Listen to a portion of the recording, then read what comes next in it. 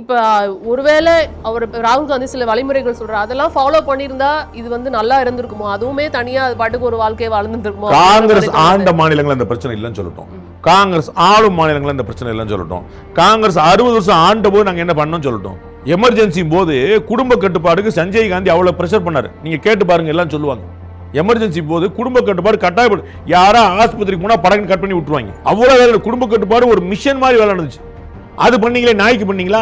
இன்னைக்கு இந்திய மக்கள் தொகை தான் பலமா இருக்குது. இந்தியா முன்னேற இருக்கிற காரணமா நீங்க மக்கள் தொகை சொல்றீங்க. நம்முடைய உலகத்தில் அதிகம் இளைஞர்கள் இருக்கிற நாடு இந்தியான்றீங்க. அதெல்லாம் எப்படி உள்ள பக்கம் போய் தானே அதை கட்டுப்படுத்த முயற்சி பண்ணீங்க. நாயை கட்டுப்படுத்த கூடாது. உங்க நோக்கமே பலதா இருக்க. உங்களுக்கு தொலைநோக்கு விஷனே இல்லையே. குடும்ப கட்டுப்பாடு வேணும். நீங்க இன்னைக்கு 30 வருஷம் 40 வருஷம் கழிச்சு பார்த்தா மக்கள் தொகை தான் இந்தியாவோட பலமா இருக்குது. மேன் பவர் தான் நம்முடைய ஸ்ட்ரென்த்தா இருக்கு. அப்ப நீங்க என்ன தொலைநோக்கு இருந்துச்சு உங்களுக்கு? அன்னைக்கு பூரா ஆளை காலி பண்ண பாத்தீங்க, அன்னைக்கு பூரா வந்து இது பண்ணீங்க, குடும்ப கட்டுப்பாடு பண்ணீங்க. நாய்க்கு நீங்க என்ன பண்ணீங்க? தெலுங்கானால இல்லைன்னு சொல்லுங்க, நீங்க ஹிமாச்சல் பிரதேசத்தில் இல்லைன்னு சொல்லுங்க, நீங்க கர்நாடகா இல்லைன்னு சொல்லுங்க. கர்நாடகா நாயெல்லாம் சுதந்திரமா நடமாடுதா?